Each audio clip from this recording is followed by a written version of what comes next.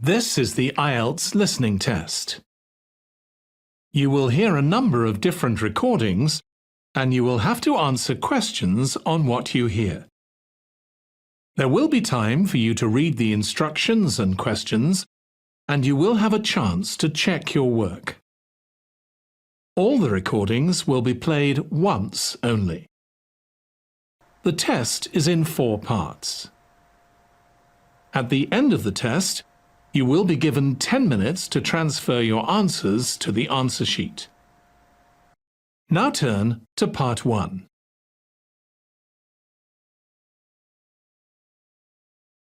Part 1.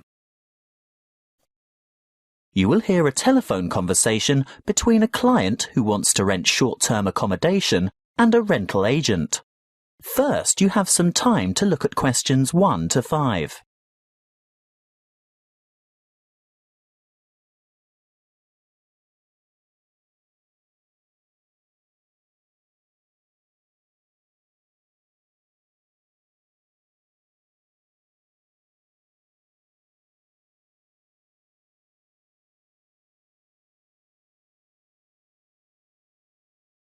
Now we shall begin. You should answer the questions as you listen, because you will not hear the recording a second time. Listen carefully and answer questions 1 to 5. Good morning. Ace Accommodation. How can I help you? Good morning. I'd like to organise some short-stay accommodation on the Gold Coast, please. Certainly. Who am I speaking to? Miss McKinley. Sylvia McKinley. Could you spell your family name for me, please? It's M-A-C-K-I-N-L-A-Y. Thank you. And your first name is Sylvia? Yes. Is that with an I or a Y? A Y, the old-fashioned way. That's S-Y-L-V-I-A. Thank you, Miss McKinley. Now, just for our records, can you tell me what country you live in? Of course. It's England, actually. I thought so. Now, when are you coming? Well, at the moment, we're planning on arriving on July the 26th. Oh, the 25th. That's the last day of the public holiday, and it might be difficult to find something available on that date. No, we're coming on the 26th of July. Oh, well, that's fine then. We'll have lots of good places vacant by then, although you wouldn't be able to move in until late afternoon because our cleaning crew will need time to get everything ready for you. That suits us. Our flight won't get in until early evening anyway. How many of you will there be? Just my sister and myself. And how long do you intend to stay? Oh, only a couple of weeks.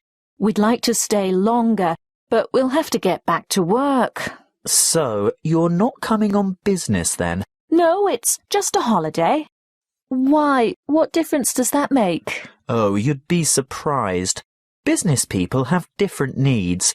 You know, wireless internet, even fax machines and photocopiers. No, we won't need any of that stuff. We'll be coming to relax and get away from all that kind of thing. Before you hear the rest of the conversation, you have some time to look at questions 6 to 10.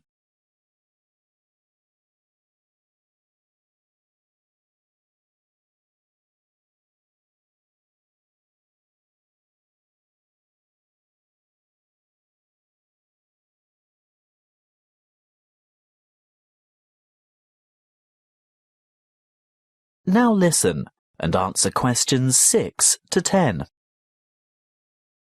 Good. Now, what exactly are you looking for? A house, a duplex, or an apartment? What's a duplex? Oh, that's what you might call a townhouse or a unit.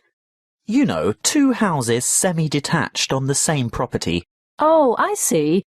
I think an apartment will suit us just fine. And how many bedrooms? 2. 1 or 2, it depends on the size.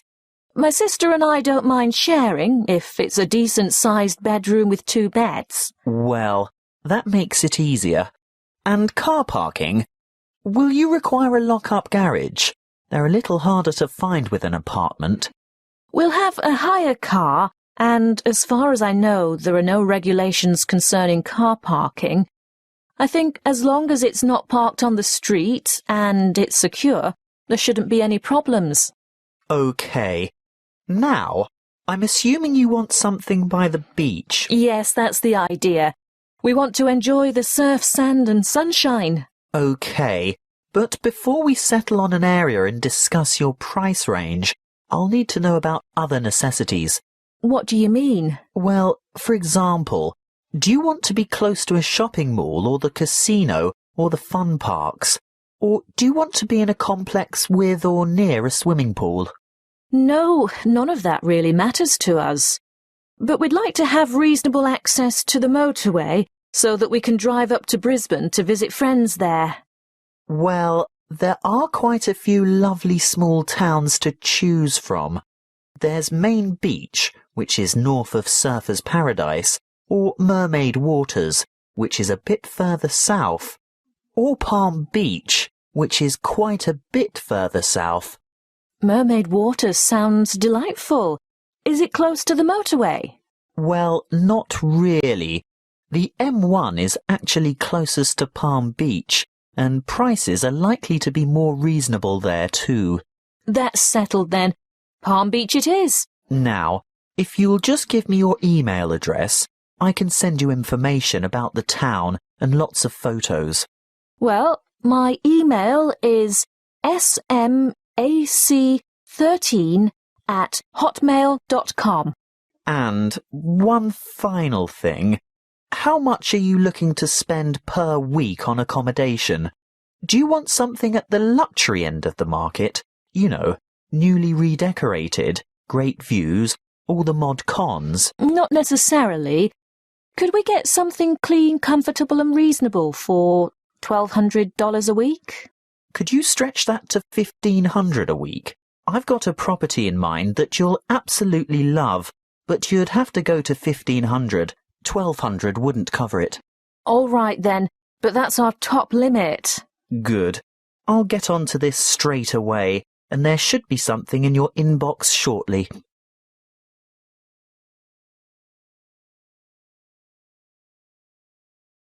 That is the end of part 1. You now have 1 minute to check your answers to part 1.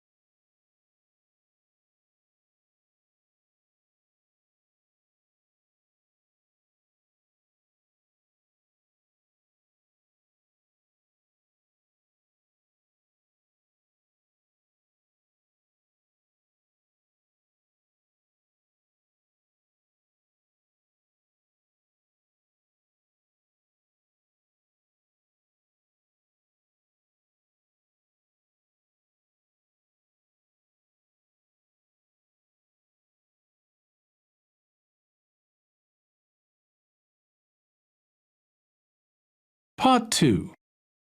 You will hear a member of the Active Outdoor Club talking to a group of interested potential members. First, you have some time to look at questions 11 to 14.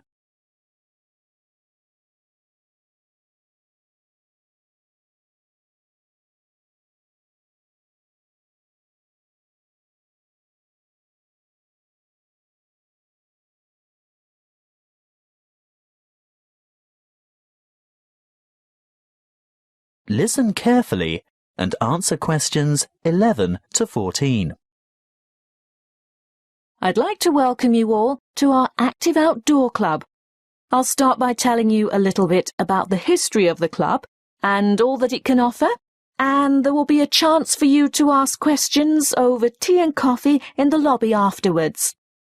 You'll also be able to pick up pamphlets from the table at the back of the hall, and if you wish to purchase any of our products, Bill will serve you at the front counter. As most of you probably know, the club was founded by Nick Noble about 30 years ago. He thought of placing an advertisement in the local newspaper or erecting a billboard somewhere, but it was the radio that he decided on to reach the most people. You know, other people who might be interested in outdoor pursuits. Just basic activities like walking or tramping. Anything active that could take place in some of the beautiful outdoor settings that this country has to offer. Nick was overwhelmed by the response he got, and the club soon grew from a dozen or so friends and enthusiasts to around 200 members 20 years ago, and steadily since then to reach a membership of over 2,500 now. You don't have to be a hardened athlete or extreme adventurer. On the contrary, it's a group that encourages friendship and fellowship through social and recreational activities. The club tries to cater for all levels of maturity and both genders.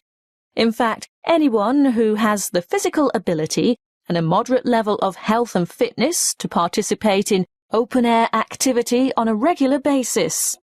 I think our youngest member is a 5-year-old boy and our oldest member is a 75-year-old man.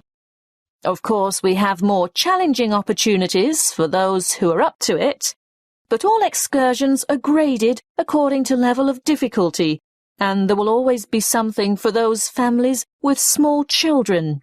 More about that later. I'm sure you realise that it's part of the focus of the club to ensure that our natural environment is kept as pristine as possible. We all have a keen interest in conservation, and many of our members contribute their time or give a monetary donation to organisations that work to enhance and beautify our natural heritage. Before you hear the rest of the talk, you have some time to look at questions 15 to 20.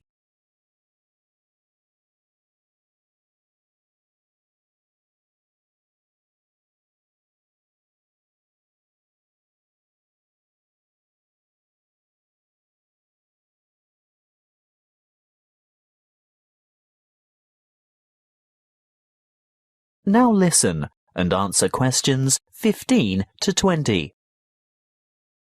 OK, now going back to the grades of activity, first of all, tramping. This is very popular with singles and couples without children, but is certainly not restricted to those groups. Tramping is arranged for Tuesdays and Saturdays throughout the year. Most tramps are of a duration of 3 to 5 hours, depending on the weather and the terrain, and of course the time of year.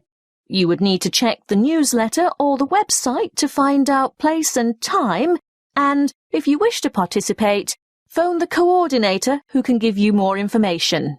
I'll move on now to walking, which is very popular with families, but open to everyone, and walks are arranged for every Thursday and every Sunday over the course of the entire year. Walks last no more than 3 hours, although the Thursday walks might be shorter, and again you would have to check the newsletter for details of the time and area to meet and get in touch with the walking organiser to confirm your participation. Now, the Wanderers are what you might call a subgroup of the Active Outdoor Club. This group was set up to cater for the less active, more elderly, or families with very young children who still want to enjoy the great outdoors, but without quite so much exertion. Bear in mind that the length of these activities is variable, but we're always home before dark. Any member of the club is welcome to join in their activities on a Sunday, which include visiting some of our more beautiful parks and botanical gardens, beach walks, picnics, and even boat trips to visit some of the small islands off the coast. Often guided tours can be arranged if there is enough interest. If you'd like to see what the Wanderers are up to, check the website and then phone the leader for more information. I'll bet you're all ready for that cup of tea now. But before I finish, I really must mention something that can be a lot of fun. A great opportunity to form new or strengthen existing friendships, and a chance to explore a part of the country that you may never have seen before. These are our mystery weekends. The committee puts a lot of time and effort into the organisation of these weekends away, not only for health and safety reasons, but also to ensure that everything runs smoothly and everyone has a good time. There will be a charge to cover travel and accommodation costs, but apart from that, it's an affordable and exciting weekend away from the city. For more information, call the chairman of the committee. You'll find his phone number in the newsletter. So, that's all I have to say at this point. Please enjoy the refreshments, chat with the others, and feel free to ask questions. All the committee members are wearing large red name badges, so they're easy to find. That is the end of Part 2. You now have 30 seconds to check your answers to Part 2.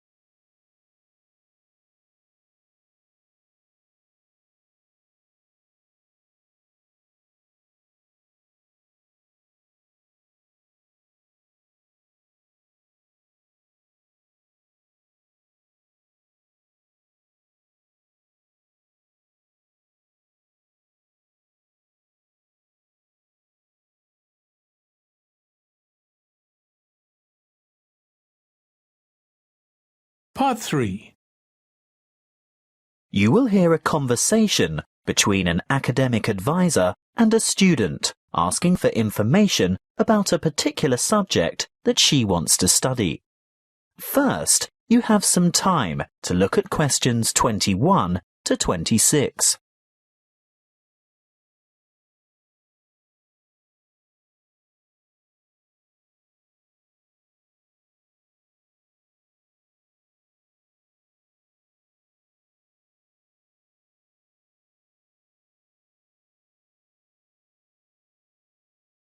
Listen carefully and answer questions 21 to 26. Come in and take a seat. Thank you. Now, you've made an appointment to see me with regard to one of the papers you want to enrol in next semester. Yes, that's right. It's the Globalisation and Educational Change paper, GEC 692. Ah, well, I know the one you mean, but all the code numbers are going to change next semester, so although the course name will stay the same, the code will be ED995. Not that you have to worry about that. But the content will be the same, right? Oh, yes, to a large extent. The objectives are still to provide you with the skills and knowledge for analysing the challenges that globalisation poses for education. Yes, that's what I'm really interested in. The future of education. Not where we are now, but where we're heading.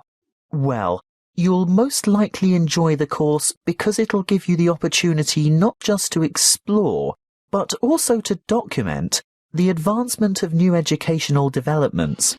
And there'll be quite a lot of analysis involved. Yes, obviously. But once you've examined how education has been affected by cultural values and socio-economic structures, you'll go on to debate the pros and cons of the restructuring of public education in view of rapid globalisation. I see, but when you say public education, do you mean worldwide? No. That would be far too large an undertaking for just one paper. You'd probably choose to work with the education system within your own state or country. Sounds interesting, but isn't it a bit restrictive? Not at all. From there, you'd move on to explore the impact of internationalisation on curriculum diversity in both developing and developed countries. Have you had a chance to look at the assessment criteria yet? Actually, I have. And it makes me a bit nervous just thinking about it. Why's that? Well, I see that the first assignment starts with an illustrated PowerPoint presentation to the rest of the class. I've never done one before. No need to worry. You can get help with that. Anyway, this presentation isn't graded. It's what we call a formative assessment. The feedback you get will help you to finalise the written review. That's a review of those academic articles in the first part of the reading list, right? Yes, but you only have to choose 5 of them. That first assignment is worth 30%. And the second assignment? There are 2 parts to that also, and both are graded. 20 marks will go towards your participation in a seminar, and then there's a 5,000-word essay, which will be graded out of 50. Thanks. Before you hear the rest of the conversation, you have some time to look at questions 27 to 30.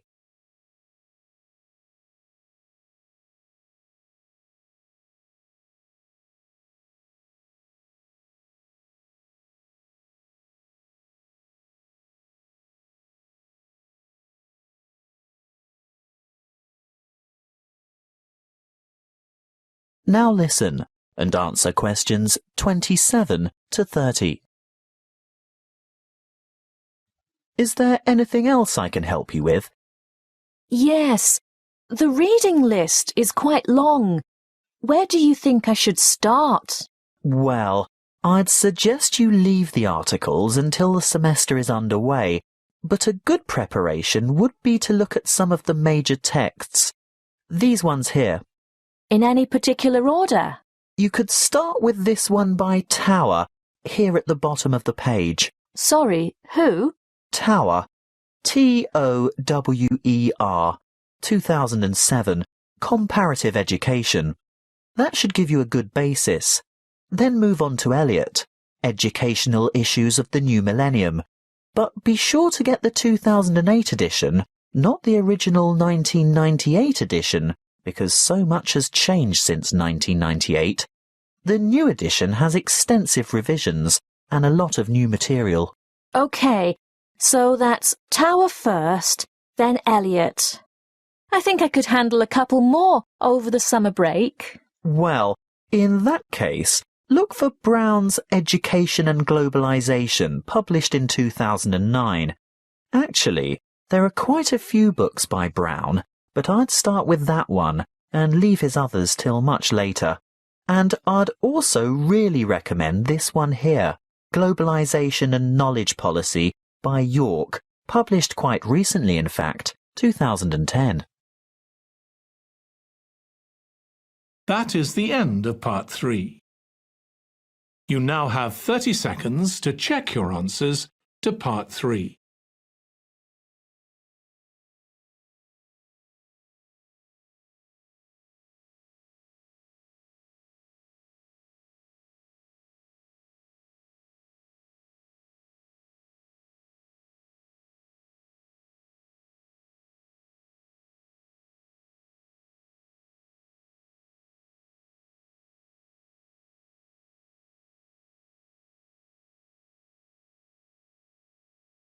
Part 4. You will hear a lecture on immunity and immunisation. First, you have some time to look at questions 31 to 40.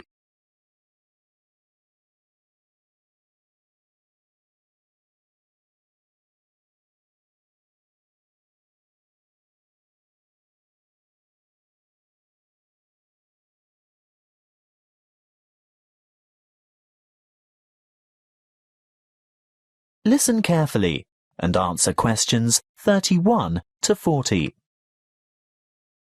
Good afternoon, and thank you for your warm welcome.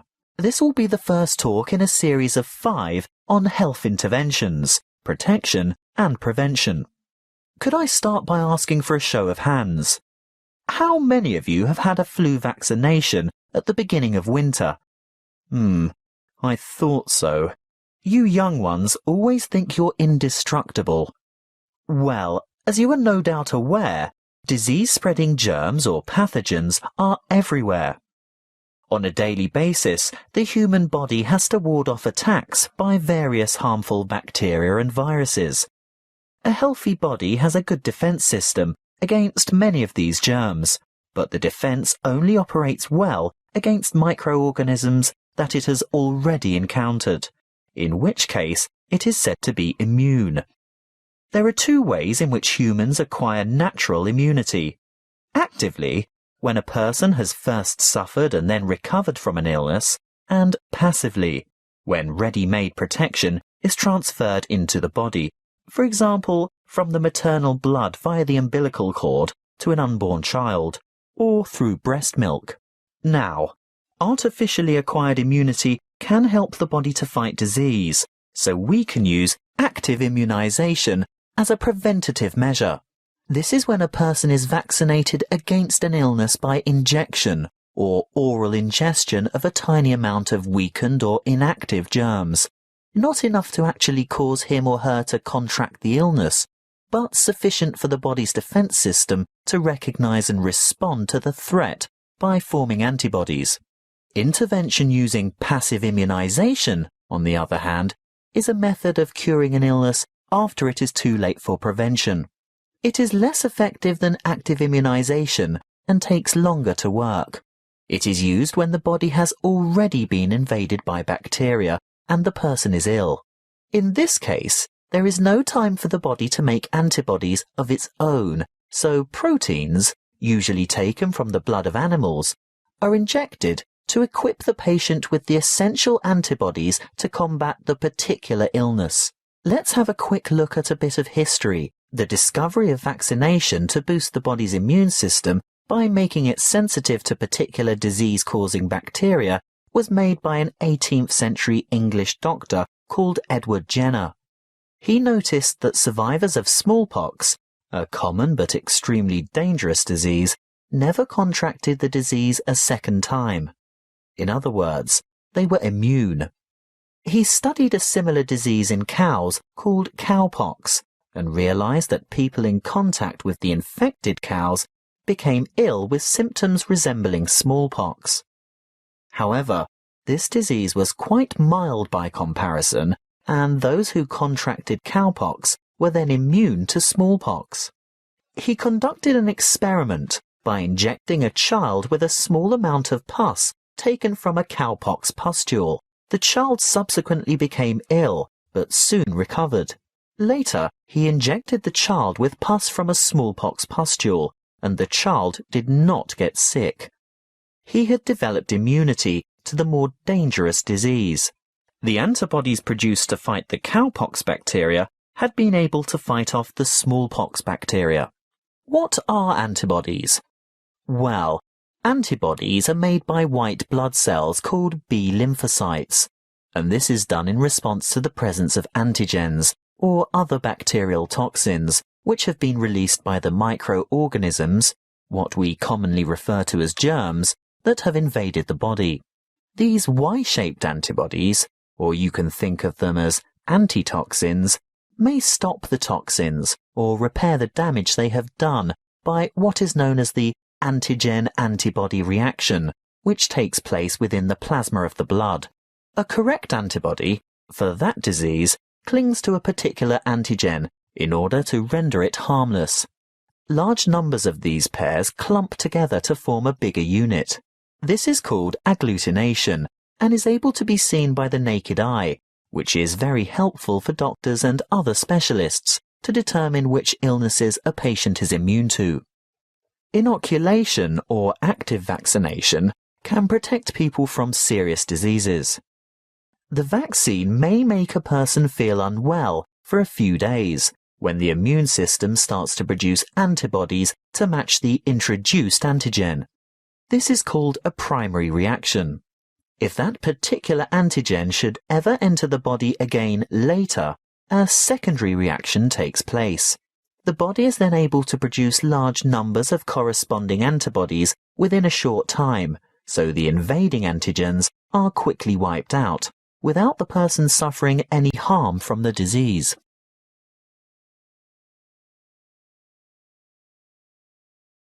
That is the end of Part 4.